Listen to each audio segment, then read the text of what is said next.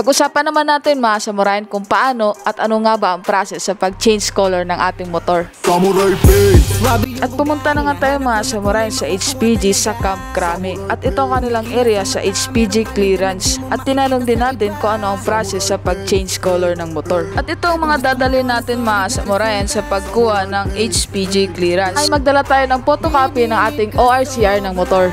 Sunod naman ay pupunta tayo sa mga notary office para mag-request ng affidavit of change color at magdadala tayo ng mga photocopy ng ating government ID.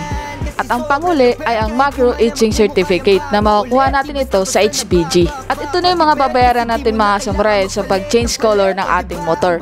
Una na dito ang change color at ang physical inspection or ang macro etching.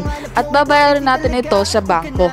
At kapag nakompleto nyo ng mga requirements sa pag-change color ng inyong motor, ay pwede na kayo pumunta sa mga HPG station na malapit sa inyong lugar. Pagkatapos na magpa-clearance sa HPG, ay dadalhin nyo ang inyong motorsiklo dito sa LTO para irehistro sa bagong kulay nito. Samahan nyo ako mga samurayan kung ano naman ang process dito sa LTO pagdating sa change color. At dito nyo na lahat ibibigay sa PACD mga samurayan ang lahat ng requirements at ang PHG clearance sa pag-change color ng inyong motor. Magbabayad tayo ng 30 pesos sa pag-change color at babayaran ito sa cashier. Hihintayin lamang matawag ang inyong pangalan para sa bago nyo ORCR ng motor.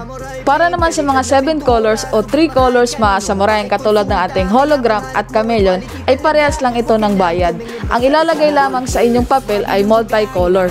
At yun lang mga samurayan ang pag-process ng pag-change color ng ating motor. At take note lang mga samurayan, ang processing fee ay depende pa rin ito kung saang lugar tayo magpa-change color.